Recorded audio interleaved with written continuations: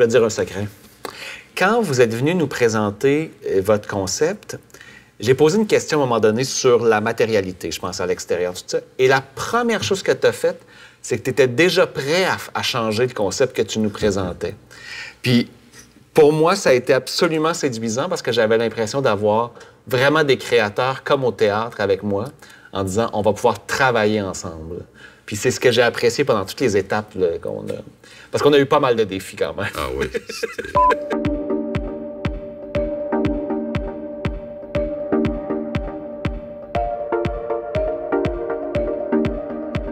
Comment vous êtes arrivé à cette cage de scène? C'est quand même un défi dans le secteur d'avoir une cage de scène opaque comme ça dans le Vieux-Québec. La décision d'amener la scène, c'était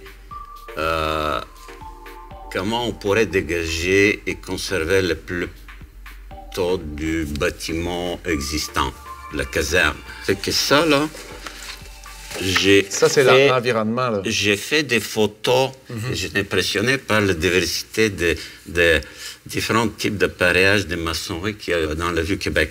Les nuances des grises viennent de la pierre, mais en même temps, ça fait l'interaction entre vous voyez, la pierre grise de la caserne, qui est plus pâle, et le mur noir de granit qui vient de l'ex machina.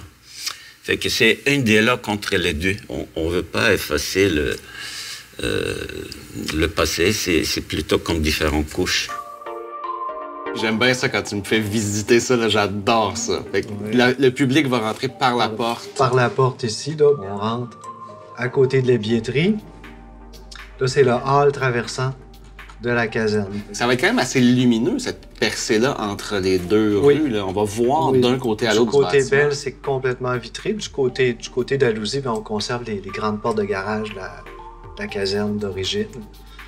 Moi, j'aime bien dans le petit café, on avait des pentes de salle à respecter, mais le petit jeu de maison un peu, là, tu sais, les petits toits un peu partout. Là. Oui, c'est ça. Ça va donner quelque chose de vraiment intéressant, puis un petit peu là, à l'échelle, peut-être ramener dans le gros bâtiment, ramener des éléments à l'échelle des tout petits enfants, tout ça. Là. Ouais. Donc, puis partout, on a comme toujours cet aspect-là de traversant, des percées qui vont nous amener entre les deux côtés de la caserne. Quand on va à l'intérieur, c'est une brèche avec plus d'auteur que largeur, comme dans les vues rue du Québec, mais ça repère le fleuve à côté. Ça, c'est vraiment la première trace de pensée. Présente-nous un peu ton intérieur. C'est très intéressant parce que je vais commencer avec la caserne toujours. C'était vraiment le défi, tu sais, structure, etc. Mais on voulait aussi faire mettre en valeur la caserne aussi à l'intérieur qu'à l'extérieur. Le fait qu'on a fait le foyer transversal entre Dalhousie et Belle nous a permis d'avoir une série de vitres en succession, tu vois ici, là, et ils sont chapeautés par une puits de lumière, et en ascension dans l'escalier architectural, on voit la tour. Le point focal, c'est toujours la tour à boyaux. Fait que partout, tu vois ici au fond, on va toujours avoir une certaine forme de perspective de vue sur la tour. Le public a vu sur la tour à boyaux, c'est que l'identité de la caserne était habitée. On va rentrer dans la salle.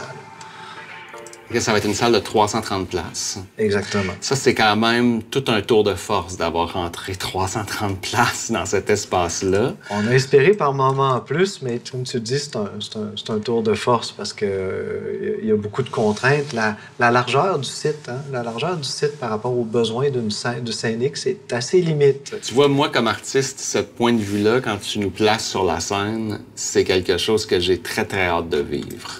Le moment où je vais me tenir debout devant cette salle-là, il va y avoir quelque chose de vraiment symbolique. Est-ce que tu veux nous amener dans la salle du côté des spectateurs qui va voir bien sûr, la scène? On entre au niveau, donc au même niveau que la rue, la scène, la salle, et donc on a renfoncé la salle dans le plancher. Les 3 premiers rangs de bancs sont renfoncés dans le plancher. Parce que les limites de la largeur de la salle dont tu parles, ça nous a contraints dans la conception, mais il y a un gros avantage, c'est que tous les angles de vision sont excellents. Oui. Parce qu'il n'y a jamais de public qui sont plus largement... L'éventail n'est pas large. C'est ça. Fait qu'on est vraiment tous concentrés. Les bancs ont la même largeur que le cadre de scène. Exact. En tout cas, j'ai l'impression que ce genre de projet-là, c'est un beau legs symbolique de transmettre un bâtiment qui va servir aux enfants. Merci. Ouais, au plaisir.